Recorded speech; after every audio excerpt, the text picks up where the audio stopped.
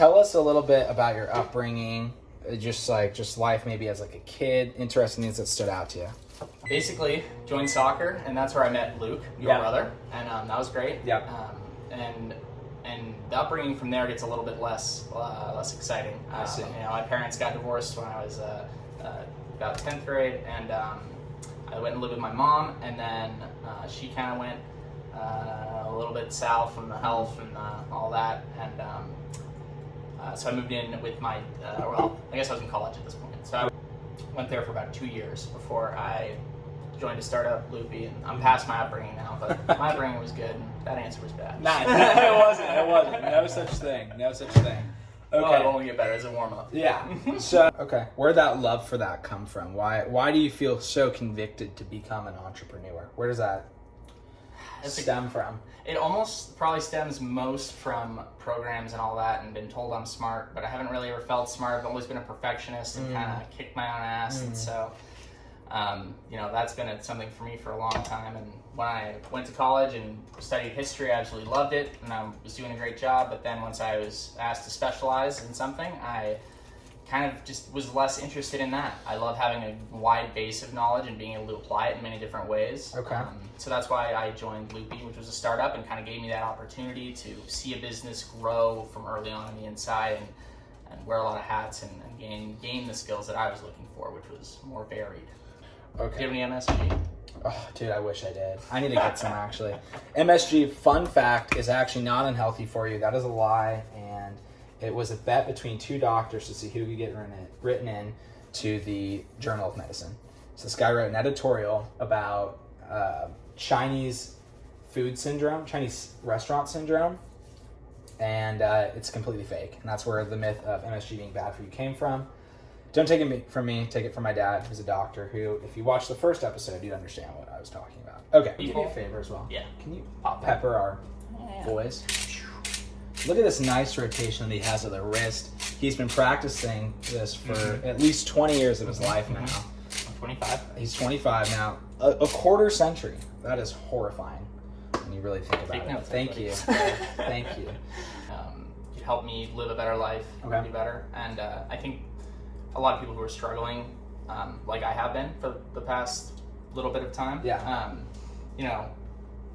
don't always have the financial resources to pay for something if it was only subscriptions. So definitely want it to be free, but obviously tapered up with more options and more robust for those who can and would like that. You were mentioning you struggled for a little bit. Do you mind going into that, talking to us about what struggle you may have? Not at all. Yeah, okay. I'm happy to. Tell us about it, man. I worked at the startup Loopy Laundry for about 3.5 years, and I moved all around the country, and October of 2022 found myself in Austin, Texas. I just moved there and was living there, running the show there. We had 9 cities I was managing at the time, and I was, as I said, 3.5 years. I was burning out a little bit, and the leadership of the company was going in a direction that wasn't necessarily for the people as I had always thought it was. Close, exactly. Yeah. And so that rubbed me the wrong way. And then my mom got in some medical trouble and had to go to the hospital. And so with those two big factors combined, I just decided it was time for me to come back here to Boise. And what do you think were some lessons that you learned throughout that time, just at Loopy, coming out as a kid that maybe didn't have a degree going into that job, but being very eager to learn? What were some lessons that you had from that you think people could really benefit from? Be confident is the number one thing. Confident. I started out as just a contract driver for Loopy, so I was just picking up and delivering laundry, and I did that for a long time because you have to grind, you have to prove that you're willing to work hard. But I was getting frustrated towards the year and a half point because I wasn't doing more. I was watching everybody else do more, including Luke, your brother, my best friend. My brother, who worked at that company a little bit before Eric. Yeah, was I wanted to do more, and I was just kind of stewing. So what I was recommended to me, and what seems like common sense in hindsight, was tell someone, say something, be confident in yourself, speak up, and that goes such a long way and applies to so many different things. Nobody will know what you want if you don't talk. Yeah, it's funny you say that. I've found that voicing what you want to do and interests and things, especially in a corporate environment or in a work environment, is one of the fastest ways to get yourself into a position that you want to get in. Because if you don't talk about what you want to do or what you're interested in or wanting to move into a certain position, no one's going to know. And then a name's not going to be thrown out there. Your name's not going to get thrown out there randomly, probably, if you don't mention that you're interested in that. But if you show interest and excitement and passion towards that, a lot of people, I think, unless they think you're doing a really bad job or you'd be bad, they're like, let's throw that name out there. Let's generate some interest, see what the public's talking about, get some murmuring in the office going. And frankly, I think it's undervalued. It's very powerful. Combined with energy, confidence is a really good thing. Absolutely. Sure. Absolutely. I used to be really conscious of what other people thought or what,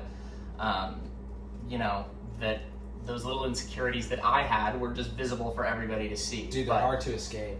This might be one of the big lessons too, is that every single person out there also has their own insecurities, and I guarantee you they're far more concerned about those than they are about yours. Than your own. And something as simple as like going up and smiling and saying hi to somebody is like more than a lot of people will do, because that takes that little bit of confidence, belief in self, and no fear. Yes, that combo's I powerful. Completely agree. That's well said. What do you think's been a hard lesson for you to learn? What's something that you feel like you've had to learn multiple times? Maybe I get frustrated with myself when I have to learn a lesson more than once, because it means I'm not learning and then I'm being a fucking bonehead. Excuse the language. And it's freaking annoying, dude. I hope I'm not the only one who has high standards for myself, but damn, I've got some standards, and sometimes I fail to live up to them, and it pisses me off. Preaching to the choir. I could not agree more. That was hard to learn. I could do 6 months of just better every day, and then go back into some old habits without even really thinking about it, because I think that I have progressed beyond that. When in reality, it is what you do every day that will come to define you. So you have to stay consistent and committed to what you know Totally you need and want to do. Totally. Depression is a fickle beast. Is it not? So waking up is obviously the first challenge. You got to get up in the morning. For me, when I really started to prioritize and focus on improving that mental stability and honestly mental endurance or stamina, to get through the bumps in the day. What I did was wake up at a set time. If you're not a morning person, it doesn't have to be early, but just pick a time and commit to it. Waking up, that's the first biggest step. If you can do that, if you can get yourself out of bed, you're already in really great shape. And then immediately turn around, make your bed. It's the best first thing you can do, very easy, and getting into a made bed's underrated. And for me, at that point, I downloaded an app called Calm, C-A-L-M, Calm, like calm down. Okay. And it had a 30-day, 10 minutes a day introduction to meditation course. So I did that for 10 minutes, and then did a 20-minute in-home workout, because this was during the pandemic period. So I see. that only took me 35 minutes from when I woke up, and I was able to do that before work. And I noticed just an extreme increase in energy and just general well-being. I hesitate to say happiness, because It's such a fleeting feeling. Happiness. It's not an end goal. Exactly. It's just a state of dopamine, being. right? Yeah, it's just this instant little. What you're looking for, I think, is fulfillment. I agree. Because those days where you work really hard and you're just bum tired at the end of the day, even though those are hard to get through, you're so proud of yourself at the end. You sleep well, and you're ready to get it the next day. That's still a lesson I'm learning, but has proven difficult, but very important. I'm not sure. How do you think you would pursue that fulfillment, Eric? Lifelong learning. I'm a huge advocate for reading, for educating yourself. As you already know by this point in the video, I didn't graduate from college, but I had a professor my freshman year at Boise State who inspired in me, that the passion I have for trying to get something out of anything that I am doing. And that helped me so much in the years where I was in college, when I would be going to a class that I wasn't that interested in, going in with the mentality that I will learn something today, I will get something out of this class, and I will be better for it, really helped make that class more engaging than it would have been otherwise. And carrying that on to life and your career and work. It's just so applicable everywhere. I think even with your relationships with other people, there's always something that you can learn about another person. There's always a way to grow and deepen that relationship, and really always just looking for ways to get a little bit better. Because if you can do something every day that just develops yourself personally, even if you're binging that kind of thing once a month, it's not going to make near as much of a difference as the consistency of doing a little every day. Totally. Side note for the people watching, we just added some. This honestly may have been a huge mistake. I just added wine to this for some unknown reason. Just thought I could get a little deglaze on this meat.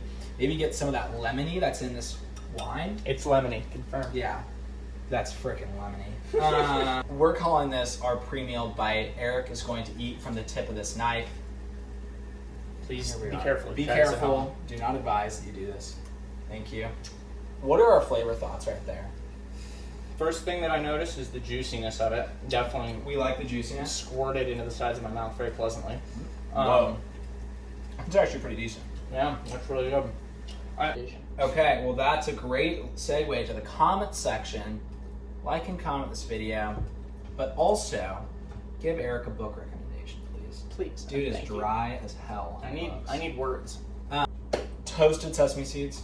We'll actually bring these over here real quick.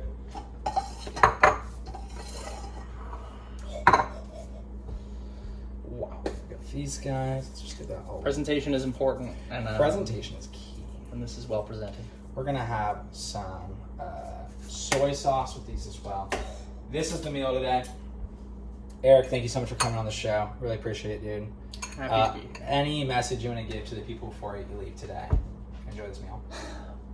Believe in yourself. Ain't nobody else gonna believe in you. Thank you. Appreciate it, dude.